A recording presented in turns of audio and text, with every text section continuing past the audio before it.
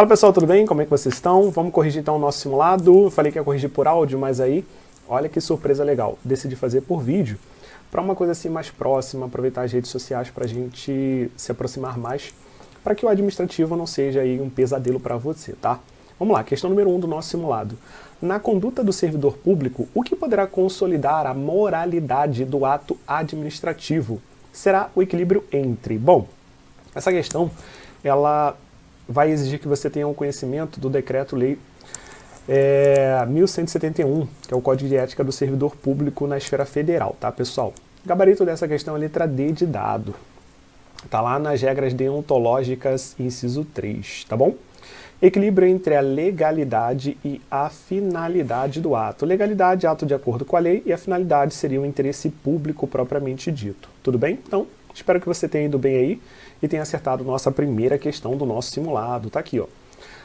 Decreto-Lei 1171 diz assim nas regras deontológicas: a moralidade da administração pública não se limita à distinção entre o bem e o mal, devendo ser acrescida da ideia de que o fim é sempre o bem comum.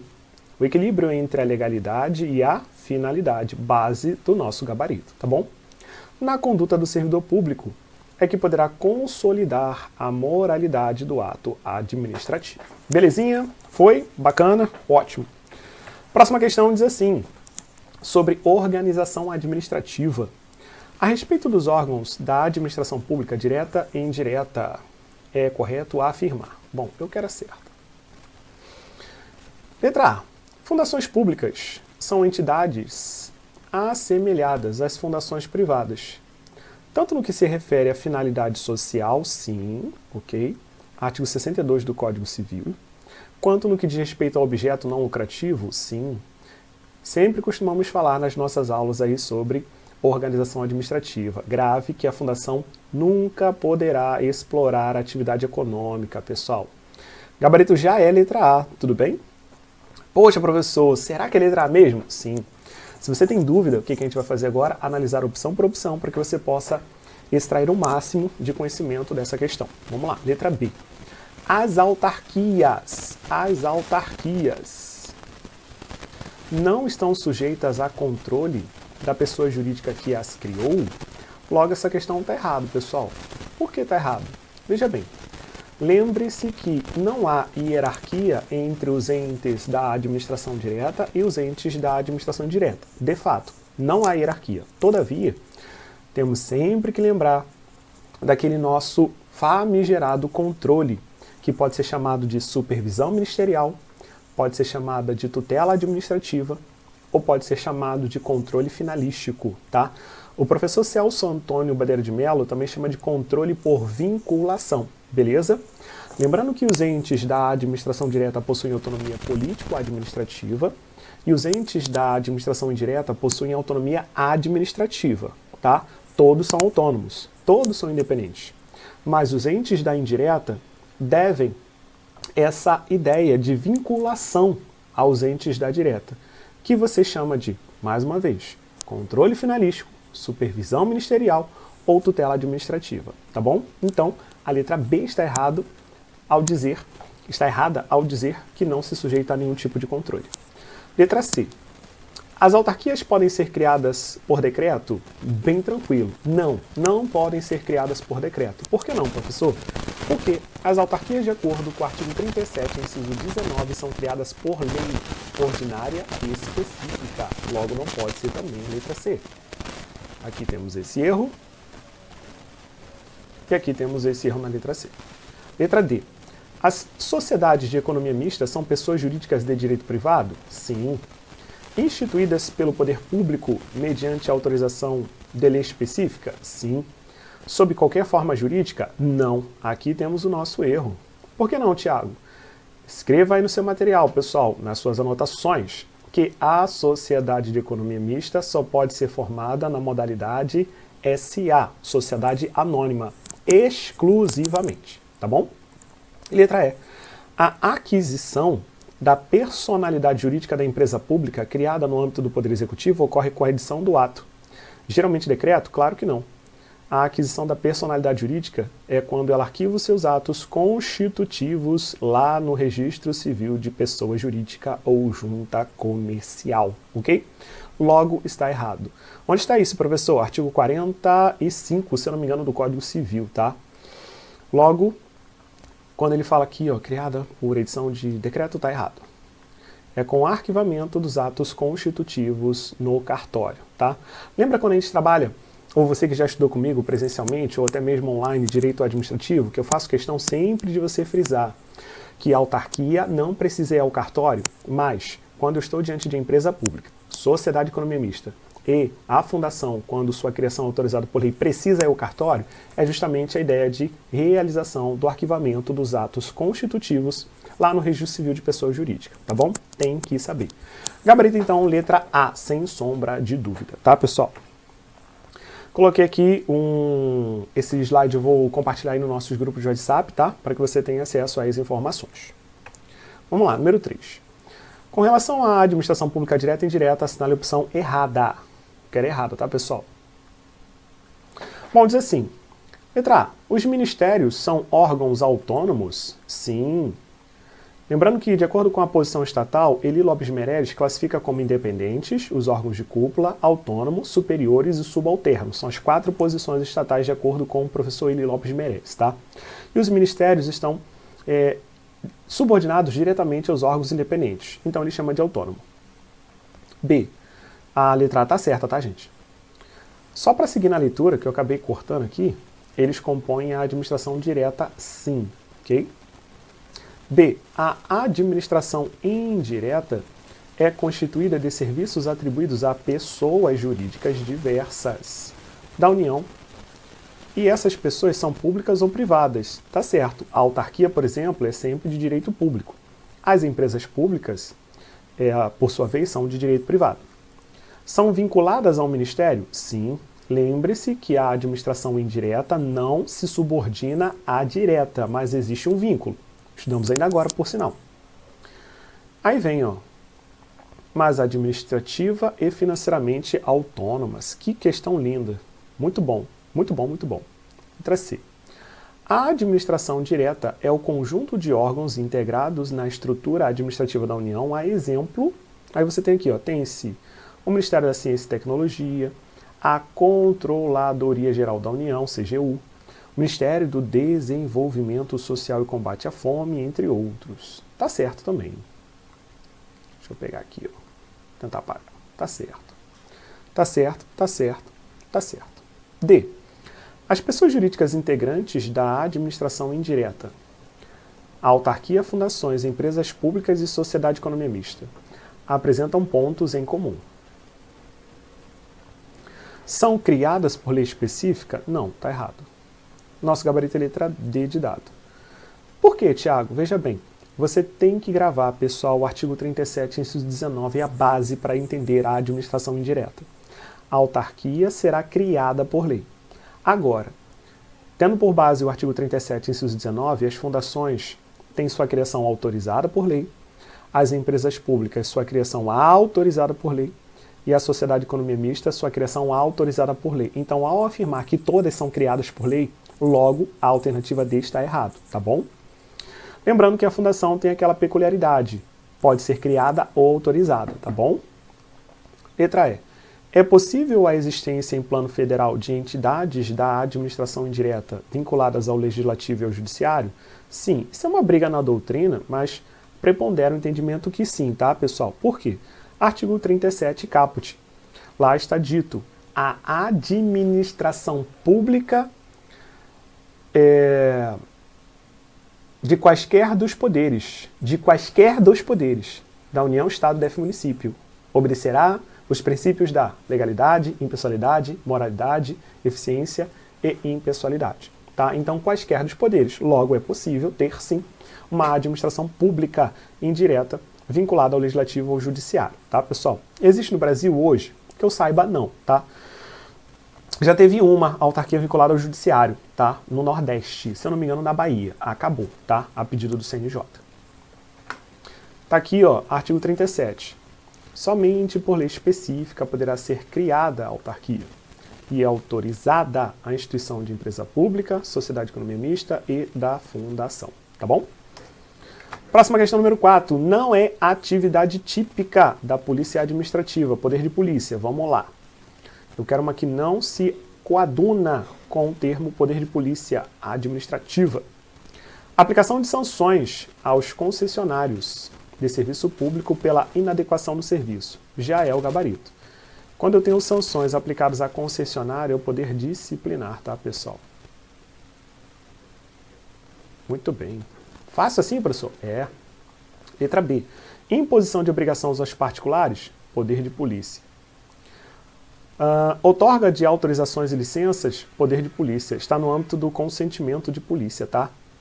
Adoção de medidas cautelares administrativas, como embargo para obra irregular, poder de polícia também. Preventivo. Desconsidera o barulho aí se você estiver escutando aí a maquita, gente. Vamos seguir o barco aqui. Edição de normas regulamentares de caráter geral e abstrato e condicionadoras dos comportamentos dos particulares. Poder de polícia também, tá, pessoal? Está ligado aí a ideia de poder de polícia também na sua visão preventiva.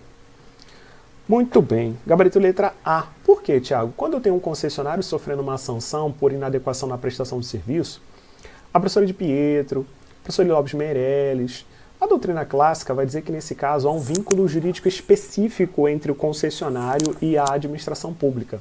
Logo, esse vínculo jurídico específico possibilitará o exercício do poder disciplinar, que é aquele pelo qual a administração pública aplica sanções quando o servidor erra, e nesse caso concreto, o particular, que tem um vínculo jurídico com a administração. Vínculo jurídico este específico, tá bom? Até separei para você aqui, ó. Isso aqui está no livro do Rafael Rezende, que é o que a gente tem usado agora, dado o concurso da PEMERGE, ter adotado a doutrina dele, tá, pessoal? Olha o que está no livro dele. O poder disciplinar é a prerrogativa reconhecida à administração para investigar e punir, após o contraditório e ampla defesa, agentes públicos, na hipótese de infração funcional, e os demais administrados sujeitos à disciplina especial administrativa. E aí ele traz a figura na linha B do seu livro, dizendo particulares inseridos nas relações jurídicas especiais com a administração, mas que não são considerados agentes públicos. Exemplo aqui, ó, a multa contratual é uma empresa contratada pela administração pública, tá bom? Alunos de escola pública, exemplo da de Pietro, usuários de uma biblioteca pública e por aí vai, tá bom? Foi? Vamos lá, questão número 5, pessoal. Acerca dos poderes e deveres do administrador público, analise os itens abaixo e assinale a opção correta. Item 1. Os excessos e os desvios de poder ocorrem quando o agente atua afastando-se do interesse público norteador do ato? Não, tá errado. Tá errado porque o desvio de poder é quando você se afasta da finalidade do ato. Agora, o excesso de poder não, tá, gente? O excesso é quando você não tem competência. Não tenho competência. Bota aí no seu material.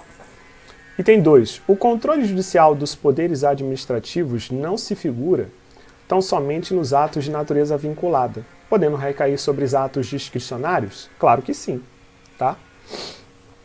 É possível que o ato discricionário sofra controle judicial quanto à sua legalidade? Sim, lembrando que o ato discricionário ele precisa ser legal e ele precisa ter escolha, lembra? Então, o que eu quero te falar? Não há controle judicial sobre a escolha, como regra, mas há controle judicial sobre se esse ato discricionário está ou não de acordo com a lei e se ele respeita princípios basilares, como, por exemplo, da razoabilidade e proporcionalidade. Logo, o item 2 está certo. 3. Atentando-se aos interesses coletivos, pode-se afirmar que o controle judicial... Essa escolha ficou feião. Vou tentar melhorar um pouco. Ih, papai. Vamos lá. Legalidade. O ato é legal. E escolha. Bom. Onde recai o controle judicial? Aqui, ó, na legalidade.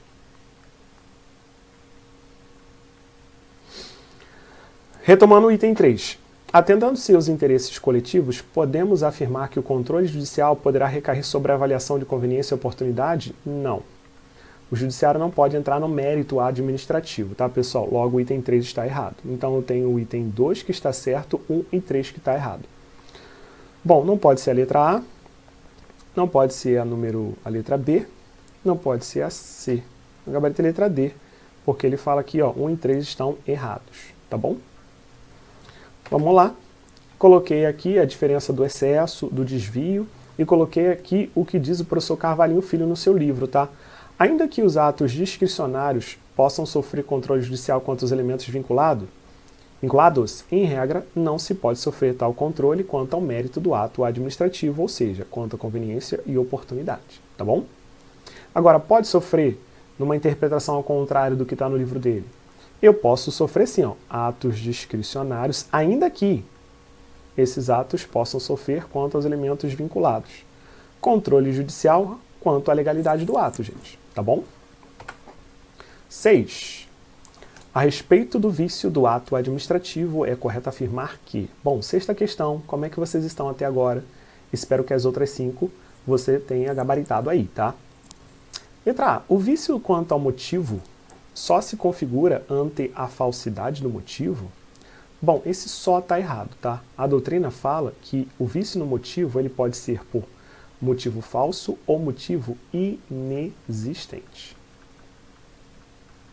Logo, a letra A está errada, porque são duas formas de se encontrar o erro no motivo. Motivos falsos ou motivos inexistentes. Letra B. A usurpação de função ocorre quando o agente público excede os limites de sua competência? Claro que não, isso é excesso de poder. E não usurpação de função. Usurpação de função é crime, tá? E os atos do usurpador de função são inexistentes, logo também não pode ser a letra B.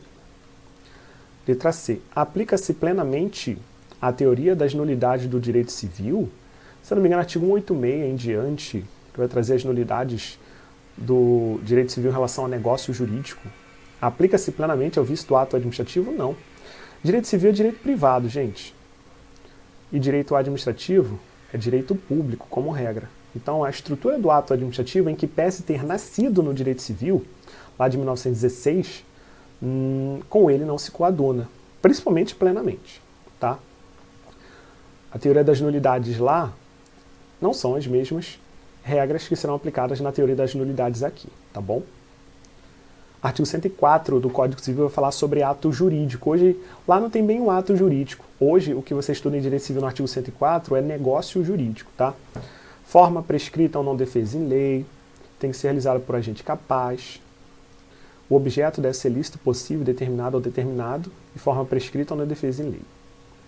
Letra D. Dentre outras condutas, caracteriza o vício quanto à competência. Na usurpação de função, no excesso de poder e na função de fato. Gabarito da questão letra D de delta. É sério? Sim. A doutrina clássica, livro da Di Pietro, vai afirmar, com algumas ressalvas, mas que de fato o que a doutrina apresenta como base de vício na competência é a usurpação de função, quando um camarada particular se faz de agente público e pratica atos como se fosse agente público. Um médico que nunca passou em concurso público e está atendendo no SUS, tá? E às vezes o cara nem é médico, se faz como médico e começa a atender no UPA da vida. Aquilo ali é usurpação de função, os atos são inexistentes. Excesso de poder, a pessoa é agente pública, só que ela está indo além do que ela pode. Exemplo, um ministro de Estado realizar um decreto autônomo sem a devida delegação do presidente da República. Tá? Artigo 84, inciso 6 da Constituição Federal, combinado com o parágrafo único. É possível que um ministro de Estado, que um advogado-geral da União, que o procurador da República edite um decreto autônomo? Só que é necessária a devida delegação de competência por parte do presidente. Se o presidente não delega e o ministro faz um decreto autônomo, ele está indo além da sua competência, logo seria excesso de poder. Função de fato é aquilo que o professor Carvalhinho apresenta quando a gente, dito agente público, não tem o direito de estar lá. O agente de fato se divide em dois. A função de fato pode se dar no agente necessário, que é aquele que auxilia o Estado numa situação de necessidade, Nesse caso, os atos são válidos. E olha que interessante, em que pese ser apresentado como vício, a doutrina vai dizer que os atos praticados perante terceiros de boa-fé pelo agente putativo, que é o outro ou a outra vertente da função de fato, também é considerado válida pela teoria da aparência. Exemplo, uma pessoa não tem um diploma de ensino superior em bacharel em direito, não é bacharelado em direito, e passa para a prova de delegado. E ele vai tomar posse e vira delegado. Essa pessoa tem um defeito, tem um vício na sua investidura. Todos os inquéritos policiais, que é um procedimento administrativo realizado por esse delegado perante terceiros de boa-fé, serão considerados válidos. A aposentadoria de um técnico do INSS que não cumpriu os requisitos legais para tomar posse, mas ainda assim ele está trabalhando, essa aposentadoria é válida pela teoria da aparência, tá? Então você aqui tem um contraponto. A doutrina apresenta como vício, sim, a usurpação de função, o excesso de poder e a função de fato. Mas lembrando, na função de fato, a doutrina vai dizer que os atos são válidos por conta da teoria da aparência, tá? Não me erra essa questão. Gabarito letra D. E letra E, o ato é ilegal, por vício na forma. Forma é quando eu sou omisso ao observar a forma, exemplo, demissão do servidor sem PAD, ou quando eu até obedeço a forma, mas com irregularidade. Eu até faço o PAD, mas eu não permito o contraditório dentro do PAD. Aí ele diz, o ato é legal por vício da forma apenas quando a lei expressamente a exige? Claro que não, tá? Inclusive a lei de processo administrativo hoje, ela tem lá o princípio do formalismo moderado, tá? Esse apenas aqui faz a opção letra E, está errado, tá? Tá aqui o que a doutrina apresenta como vício na competência. Última questão para a gente terminar o nosso simulado. E quem gabaritou ganha um sorriso aí de presente, ok? Assinale a alternativa correta acerca dos atos administrativos. Letra A. A remoção de ofício do servidor como punição por algum ato por ele praticado caracteriza vício? Quanto ao elemento motivo, não, vício de finalidade.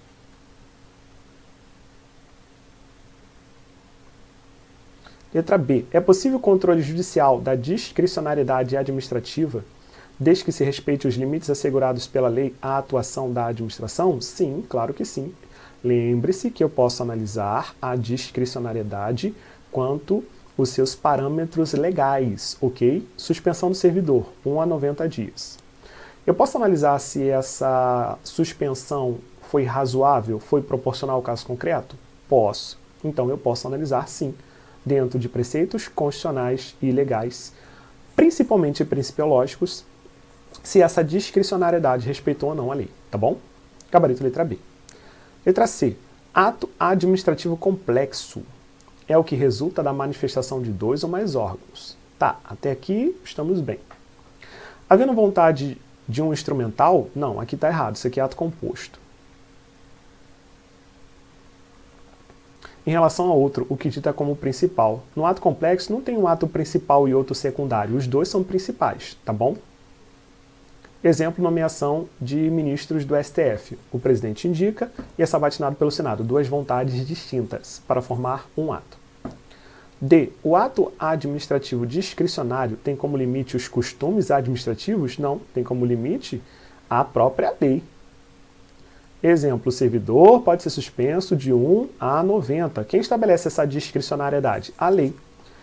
A licença para tratar de interesse particular dada ao servidor na esfera federal, de 1 a até 3 anos. Então, pode ser até 3 anos.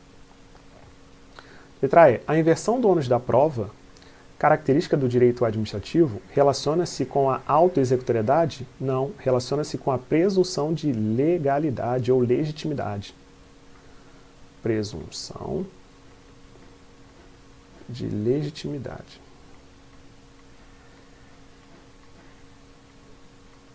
Belezinha?